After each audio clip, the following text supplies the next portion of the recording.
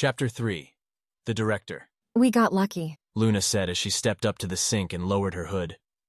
Deep, silvery eyes looked back at her in the mirror as she wiped the sweat and dirt from her pale skin. Luna's face and hands were covered with deep, inky black markings that shimmered when the light hit them, just like Rogue's. She pulled several errant strands of blonde, almost white hair out of her face before she tied them all up in a long tail that ran nearly the length of her back. Call it what you want. Rogue replied. We're alive. He's not. Call it in. Luna shook her head, sighed, and rummaged in the carry pack at her feet. Shit. She muttered when she saw the condition of their datapad. Rogue? I'm not sure this thing will work. Why not? What's wrong with it? Luna held the device up for her to see. The frame had taken the brunt of the damage and now sported several large chips. The buttons had fared only marginally better. Several were now loose and hanging precariously as if refusing to fall off. Rogue groaned. Gotta try it anyway. It's not like we have another choice. Right. Luna said and sighed. Here goes nothing. Log in. Luna Aleph.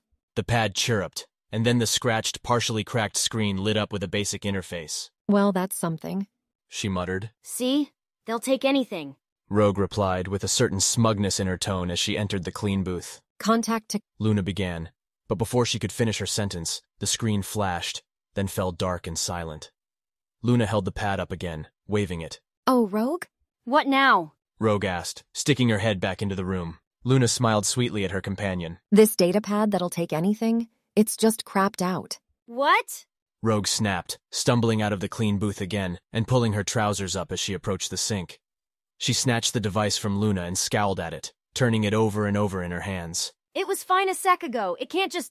Luna took it back from her gently. Well, whatever the problem is, I'm sure it's nothing that'll respond to threats or intimidating expressions. Here, let me look. Oh yeah? 'Cause you're such a qualified technician? Luna ignored her and fiddled with the device. It was nothing more than a cursory check for anything obviously wrong, besides the damaged screen, chipped case, and desperately hanging in there buttons, before declaring it useless and tossing the pad aside. She hit the power tab and held it in for several seconds as the last resort. See? It's... The screen lit up, revealing the primary user interface again. Huh, it's working. Rogue grinned. So call it in. Contact to... Luna began, but the screen flashed again. Rogue's grin disappeared. No. Relax, it's an incoming message. She glanced up at Rogue, frowning. It's from Takano? Takano? How? Luna shrugged and tapped the screen. Luna Aleph and, Rogue Savanya? Takano's voice said. Where did you knuckleheads get these names? Look, I got a problem here. And if I've got a problem, you've got a problem. You whack a guy last night? See, I'm looking through my list of sanctioned hits, and would you believe it? His name isn't coming up. What's he talking about? Rogue murmured, staring in mounting horror at the screen. In fact, you two shouldn't be anywhere near our chaos. You should be in Arokia mopping up that business exec on holiday. Time sensitive, that one. Looks like I might have to give it to someone else. No. Rogue said despite the pre-recorded message. You gave us that hit. We followed your... In fact, yes, I'm definitely going to have to give it to someone else because the two of you have broken the rules. And I have to say, the fleets don't seem too happy about it. They want to know where the two of you are, so you can face justice for your wrongdoings. Anyway, in the interest of good relations, it's only right and proper that I share the information. So I sent this message just to say it's been a pleasure working with you. Sorry it had to end this way. Bye-bye. The message ended, and the screen went dark again. We're in trouble. Luna murmured. I never liked that prick. Rogue said, scowling. So what, we've been set up?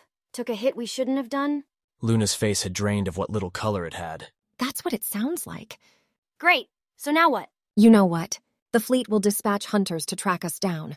Kill on sight. No, screw that. Rogue turned back to the clean booth, gathered her clothes, and stuffed them into the carry pack. We're running. I don't care what that prick has to say. We did the job we were told to do, and I'm going to prove it. Prove what? Luna replied, her arms raised above her head. Takano works for the fleets. We work for Takano.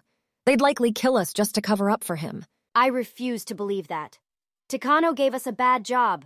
Probably something that benefited him personally. If that's true, I bet the fleets would love to know that their assassin master is corrupt. Or they don't care. Rogue, this is impossible. We can't outrun hunters. Rogue snatched the datapad off the side, snapped the back case off, and pulled the power slab out. Keep this off until we're out of here. We can't have them using it to track us. She said, forcing the parts back into Luna's hands. Great. Just fantastic. Now what? Stop being a prick, Loon. I'm trying to keep us both alive here. You know, I'm not sure it's worth the effort. I don't care what you think. I'm not ready to die yet. Rogue went to the door, unlocked it, and stepped out into a bustling boulevard of shops. Hundreds of people were meandering around, going about their lives or business. An entire crowd to get lost in, for them and any hunters. Right. First we need a new pad. Then we find a ship looking for a pilot. Rogue said, striding away. After that, we get out of here, clear our names, and go back to doing our job. And what if we can't clear our names? Luna felt a sudden emptiness in her gut and doubled over as the distance between them grew. Rogue closed her eyes and fought through similar pain as she continued towards the shops. If I were you, Loon, I'd hurry up. Luna got back to her feet, grunting with the effort. After pausing briefly to catch her breath, she staggered towards Rogue before finally recovering enough to walk properly again as she drew nearer. You didn't have to do that, you know? Yes, I did. You were being difficult, like always. You're asking me, no, telling me to run from skilled trackers, and it doesn't seem to be phasing you. This isn't just another job, Rogue. This is our life. What happens if they find us and you have to kill one of them? Or if we can't prove our innocence? What then? You need to think about this stuff, not just how it'll affect you, but me too. Rogue turned to her with an icy stare. In case you haven't realized, I don't care what you want. My obligation to you is to make sure you don't die. You're stuck with me outside of that, and you're gonna do what I want because if you were leading this operation, we'd already be dead.